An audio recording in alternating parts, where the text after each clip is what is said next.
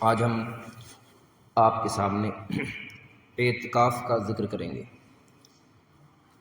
اعتکاف کوئی ایسی عبادت نہیں کوئی یہ سمجھے کہ اس امت میں شروع ہوئی۔ اعتکاف بہت پرانی عبادت ہے جس کو حضرت ابراہیم، حضرت اسماعیل علیہ السلام کیا کرتے تھے۔ اللہ تعالیٰ نے قرآن میں فرمایا وَعَهِدْنَا إِلَىٰ إِبْرَاهِيمَ وَإِسْمَاعِيلَ أَن طَهِّرَ بَيْتِيَ لِلطَّائِفِينَ وَالْعَاكِفِينَ وَالرُّكَّعِ السُّجُودِ۔ اللہ فرماتا ہے ہم نے ابراہیم اور اسماعیل سے وعدہ لیا کیا کہ میرے گھر کو خوب صاف اور ستھرا کرو، مسجد کو خوب پاک اور صاف ستھرا کرو۔ کس کے لیے؟ للطائفین، طواف کرنے والوں کے لیے، والعاکفین، اور اعتکاف کرنے والوں کے لیے، والرکع، رکوع کرنے والوں کے لیے، السجود، اور سجدہ کرنے والوں کے لیے۔ پتہ چلا پچھلی امتوں میں بھی رکوع تھا، سجدہ تھا، اعتکاف تھا اور طواف کعبہ تھا۔ اس آیت کریمہ سے یہ پارہ نمبر 1 میں آخر میں آیت کریمہ ہے۔ پتہ چلا اعتکاف کا ذکر اللہ نے قرآن میں فرمایا ہے، اور اس سے پہلے بھی ابراہیم، اسماعیل علیہ السلام اور ان کے امتی اعتکاف کرتے رہے ہیں۔ اس میں کیا شکل و صورت تھی وہ تو ہمیں معلوم نہیں، اعتکاف تھا اور اعتکاف کا ذکر قرآن میں موجود ہے۔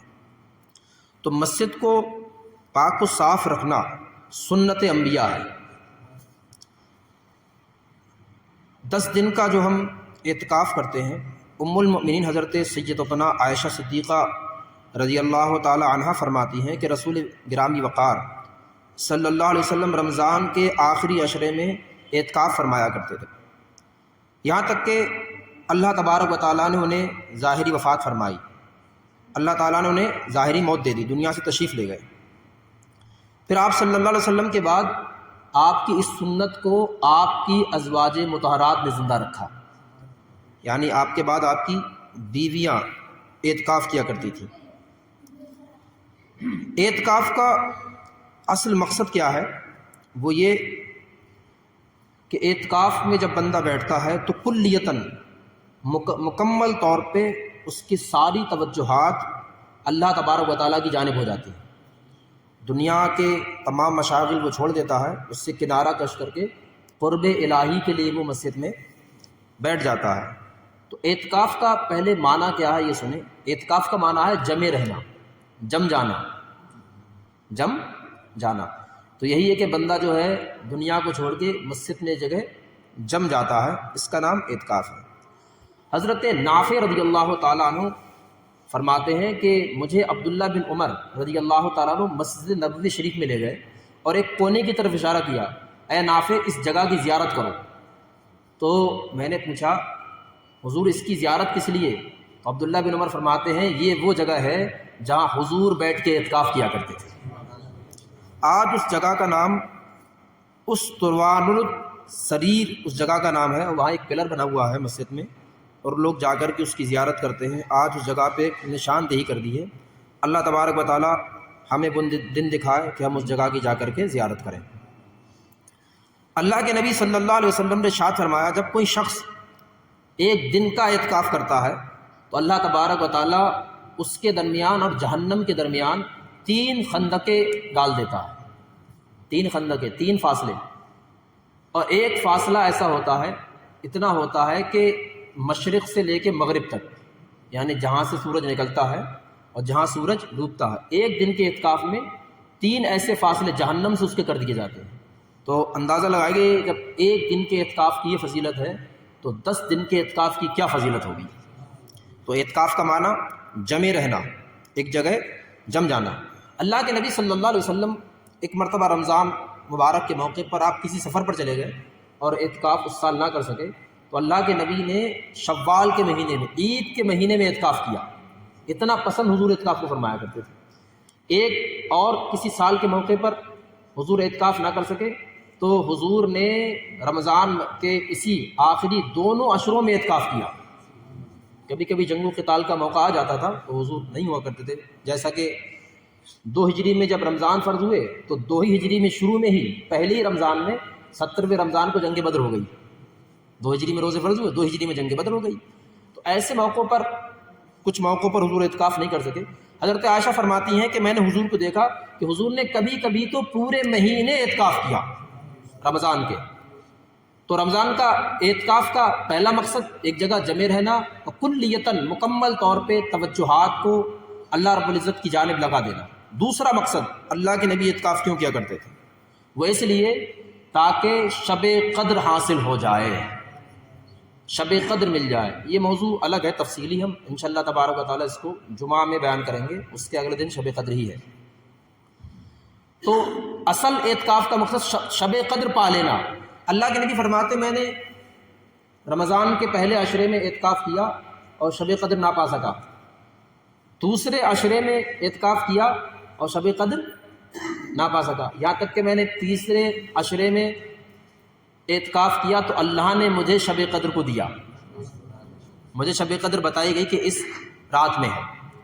علماء فرماتے ہیں شب قدر آخری عشرے میں رمضان کے طاق راتوں میں تلاش کرو، 21، 23، 25، 27، 29. حضور فرماتے ہیں مجھے شب قدر بتائی گئی کہ اس رات میں ہے، لیکن میں گھر سے باہر نکلا اور میں نے سوچا تم لوگوں کو بتا دوں کہ یہ رات جو ہے شب قدر ہے، یعنی متفقہ فیصلہ، آپ تلاش نہ کرنا پڑے، ایک ہی رات بتا دوں. لیکن میں نے دیکھا 2 لوگ آپس میں جھگڑا کر رہے ہیں، 2 لوگ آپس میں، جھگڑے کا نقصان دیکھیے کتنا بڑا ہے. 2 لوگ آپس میں جھگڑا کر رہے ہیں، ان کے جھگڑے کی وجہ سے اللہ نے میرے دماغ سے شب قدر کو اٹھا لیا اور فرمایا حبیب اب اس کو طاق راتوں میں تلاش کرو. تو فرشتوں نے مجھے دعا کر کے بتایا یا رسول اللہ یہ جو 2 لوگ جھگڑا کر رہے تھے اس وجہ سے شب قدر کو اٹھا لیا گیا، ایک رات متفقہ طور پہ نہیں بتائی گئی، اس جھگڑے کی وجہ سے. تو ایک معمولی سے جھگڑا جب ایسا ہو تو شب قدر چھین لی جاتی ہے، اور ہم جھگڑا کر کے شب قدر تلاش کرنے لگ جائیں تو ہمیں شب قدر خود کیسے مل جائے گی؟ جب کوئی اور جھگڑا کرے جس مجلس میں تو اللہ کے رسول کو حکم ہو کہ اب شب قدر طاق راتوں میں تلاش کرو، جو شب قدر بتائی گئی تھی اس رات میں وہ اٹھا لی گئی، اب اسے طاق راتوں میں تلاش کرو. تو یہ پچھلے ہم دنوں میں آپ کے سامنے مسلسل معاملات کا ذکر کر رہے تھے. تو معاملات جو ہوتے ہیں نا، ایک ہوتی عبادات، ایک ہوتے ہیں معاملات. تو معاملات بھی بہت بڑی عبادت ہے، بلکہ عبادت کا مغز ہے. اگر معاملات اچھے نہ ہوں تو عبادتیں قبول نہیں کی جاتی. معاملات کے اوپر ہی عبادتیں معلق رہتی ہیں. تو اللہ کے نبی نے ارشاد فرمایا اب اس کو طاق راتوں میں تلاش کیا جائے. تو حضور نے کئی جگہ اعتکاف کیا. مسجد نبوی شریف میں ایک ترکی خیمہ تھا کہیں پر، اس جگہ بھی حضور نے اعتکاف کیا. تو مسجد میں اعتکاف کیا جاتا ہے تو اس کے ادب کا خاص خیال رکھنا چاہیے. یہ بھی ایک تفصیلی بات ہوگی کہ مسجد کے آداب لوگوں کو بتائے جائیں اور اس میں فضول باتوں کے ہونے والے عذاب اور اس پر ہنسنے والے عذاب کا تذکرہ آپ کے سامنے کیا جائے. اللہ کے نبی صلی اللہ علیہ وسلم نے ارشاد فرمایا جو شخص اعتکاف کرتا ہے تو اللہ تبارک و تعالیٰ اسے 2 حج اور 2 عمروں کا ثواب عطا فرماتا ہے. یہ تو مشہور حدیث کریمہ ہے اور لوگ اس کو سنتے آئے ہیں. ایک اور مرسلن روایت ہے، خواجہ حسن بصری رحمۃ اللہ تعالیٰ علیہ ارشاد فرماتے ہیں کہ جو شخص اعتکاف کرتا ہے تو اللہ تعالیٰ اسے روز 1 حج کا ثواب عطا فرماتا ہے، روز 1 حج کا ثواب. اعتکاف میں بیٹھیے، جو لوگ اعتکاف میں بیٹھیں گے تو میں بھی ان کا ساتھ دوں گا اور روز انہیں یہ درس تو آپ سن ہی رہے ہیں. جیسے ہمارے پاس ایک کتاب امام غزالی کی احیاء العلوم، اس کا خلاصہ ہم ان کے سامنے بیان کریں گے. اگر وہ سننے والے لوگ ہوئے، پسند کرنے والے، تو روز 1 گھنٹہ انہیں ہم الگ سے دیں گے اور 4 جلدوں پر مشتمل امام غزالی کی کتاب کا خلاصہ سنائیں گے انہیں، جس میں سب کچھ ہے، قرآن بھی ہے، حدیث بھی ہے، تصوف بھی ہے، علم بھی ہے، عمل بھی ہے، دنیا کی جتنی چیزیں ہیں، یہاں تک کہ ایک فقیہ فرماتے ہیں میں نے امام غزالی کی کتاب احیاء العلوم کو 25 مرتبہ پڑھا، ہر بار میں اس میں سے نیا علم پایا. اور فرماتے ہیں اگر دنیا کی سب کتابیں ختم کر دی جائیں تو احیاء العلوم سے پھر سے میں اسلام کو زندہ کر دوں گا. یہ امام غزالی کی احیاء العلوم کتاب کی فضیلت ہے. وہ فرماتے ہیں میں نے حضور کو خواب میں دیکھا تو حضور کو خواب میں ایک کتاب سنائی جا رہی تھی ایک کتاب سنائی جا رہی تھی تو اللہ کے نبی اسے سن سن کے مسکرا رہے تھے، تو میں نے اس سنانے والے سے پوچھا کہ حضور کا آپ کیا سنا رہے ہیں؟ تو انہوں نے فرمایا میں روز حضور کو احیاء العلوم سناتا ہوں، اور روز حضور اسی طرح اس کتاب کو سن کے خوش ہوتے ہیں۔ اتنی مقبول کتاب ہے امام غزالی رحمۃ اللہ تعالیٰ علیہ کی۔ تو جیسی آپ کی، اگر آپ کا جیسا کانفیڈینس رہا اعتکاف میں، اس میں انشاءاللہ تعالیٰ ہم ساتھ دیں گے آپ کا۔ اعتکاف میں بیٹھنے والے کے لیے مسجد کا ادب بہت ضروری ہے۔ اگر مسجد کا ادب نہ بجا لائے تو پھر اعتکاف خراب ہو جائے گا۔ یہاں تک کہ اللہ کے نبی صلی اللہ علیہ وسلم نے ارشاد فرمایا جو شخص مسجد میں ٹھٹا لگائے، ہنسے آواز سے، اس کی آواز مسجد میں ہو جائے، جتنا وہ زیادہ مسجد میں ہنسے گا اس کی قبر میں اتنا زیادہ اندھیرا ہوگا۔ مسجد میں ہنسنا قبر میں اندھیرا پیدا کرتا ہے۔ تو اے لوگوں، مسجد کے ادب کو ملحوظ رکھو، ورنہ تمہاری قبر اندھیری ہو جائے گی۔ ہم تو سوچ رہے ہیں کہ ہم مسجد میں آ کے ثواب کما رہے ہیں، لیکن اگر ہم فضول باتیں کرتے ہیں، دنیاوی باتیں، اور مسجد میں ہنسی کرتے ہیں تو ہمارے لیے وہ نقصان دہ ہے۔ اعتکاف میں بیٹھنے کے لیے بالغ ہونا ضروری نہیں ہے، عقل مند ہونا ضروری ہے۔ اگر بچہ اتنا عقل مند ہے کہ مسجد کے آداب جانتا ہے اور اس کو اس کے مسائل معلوم ہیں تو وہ اعتکاف میں بیٹھ سکتا ہے۔ آپ سوچیں کہ آج کے بچوں کو یہ معلوم نہیں، وہ بات الگ ہے، لیکن پہلے چھوٹے چھوٹے بچے بھی بڑے سمجھوار ہوا کرتے تھے۔ تو اسی لیے اس میں عاقل ہونا ضروری ہے، بالغ ہونا ضروری نہیں ہے۔ اعتکاف 3 قسموں کے ہوتے ہیں۔ ایک اعتکاف واجب اعتکاف ہوتا ہے، جیسے کوئی شخص منت مان لے کہ میرا یہ کام ہو جائے تو میں اعتکاف کروں گا۔ اعتکاف کے لیے روزہ ہونا شرط ہے۔ اگر کوئی اعتکاف میں بیٹھا اور روزہ اس کا ٹوٹ گیا کسی وجہ سے تو اعتکاف بھی ٹوٹ گیا۔ تو واجب اعتکاف یہ ہے کہ کسی نے منت مانی تو اسے روزہ بھی رکھنا پڑے گا۔ جتنے دن کی منت مانی کہ 3 دن اعتکاف میں بیٹھوں گا تو اسے، اگر کسی نے صرف روزے کی منت مانی تو اعتکاف ضروری نہیں، کسی نے اعتکاف کی منت مانی تو روزہ بھی ضروری ہے۔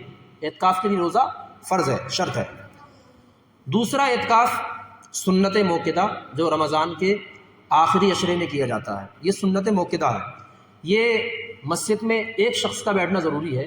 اگر کوئی شخص مسجد میں نہ بیٹھا تو محلے کے جتنے لوگ ہیں سب گناہ گار ہوں گے، اور ایک بیٹھ گیا تو سب کی طرف سے بری ذمہ ہو گیا۔ تو جو شخص اعتکاف میں بیٹھیں گے تو وہ ہم پر ایک احسان بھی کریں گے کہ وہ ہمیں گناہ گار ہونے سے بچائیں گے، اسی لیے ہم ان کی عزت اور احترام کرتے ہیں کہ وہ اعتکاف میں بیٹھے ہیں۔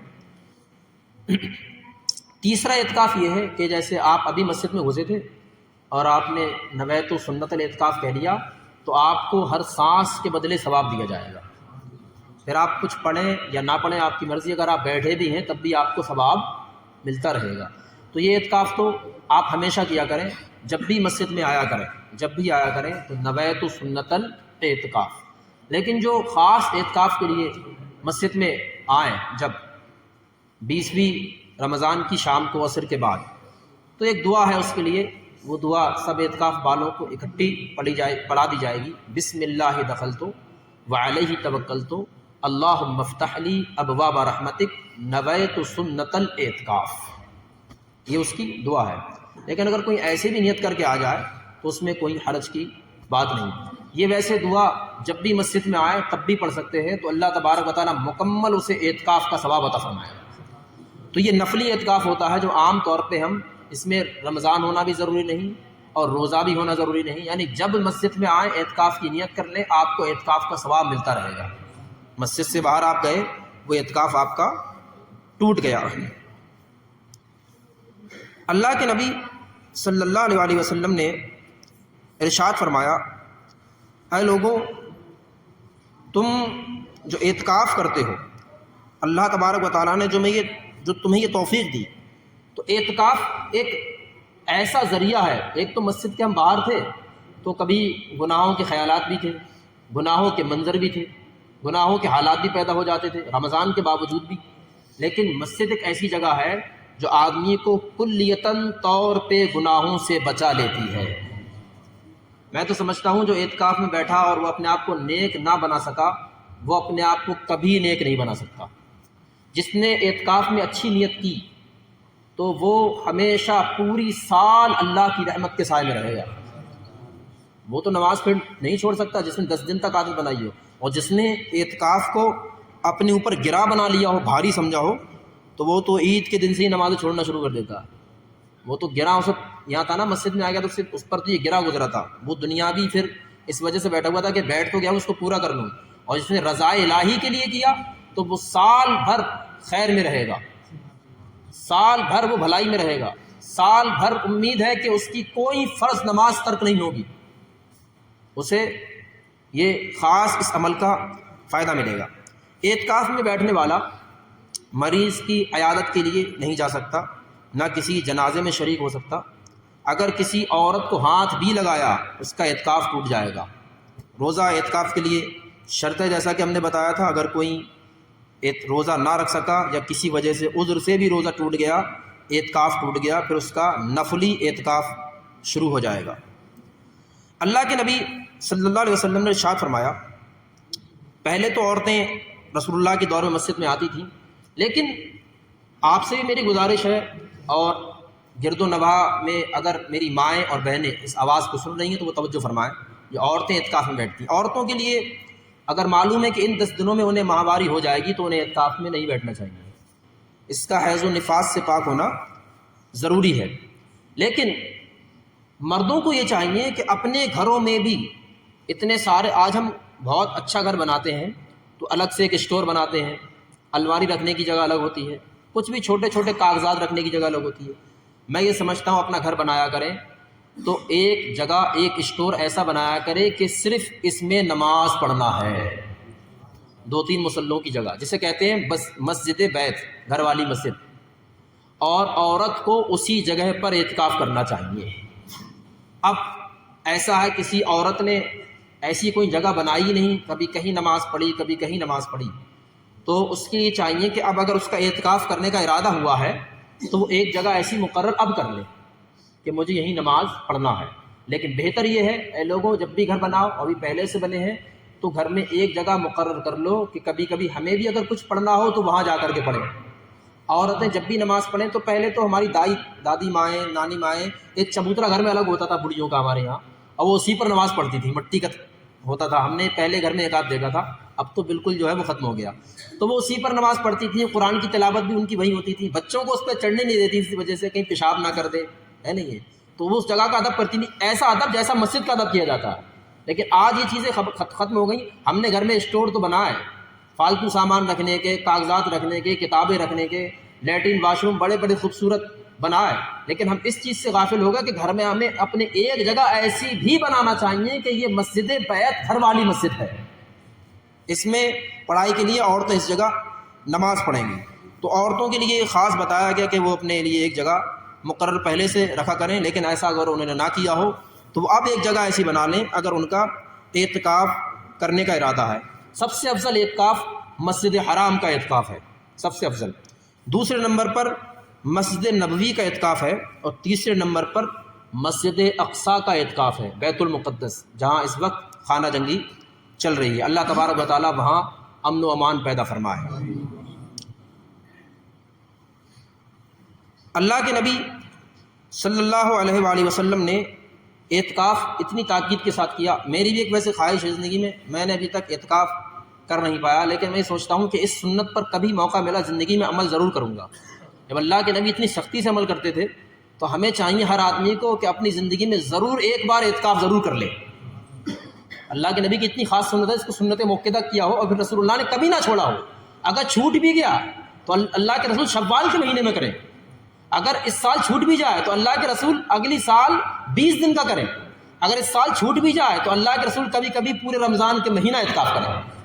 تو ظاہر سی بات اللہ کے رسول اعتکاف کو کتنا پسند فرمایا کرتے تھے۔ تو خواہش تو ہماری یہ ہے کہ اللہ تبارک و تعالیٰ ہمیں اس کی توفیق عطا فرمائے۔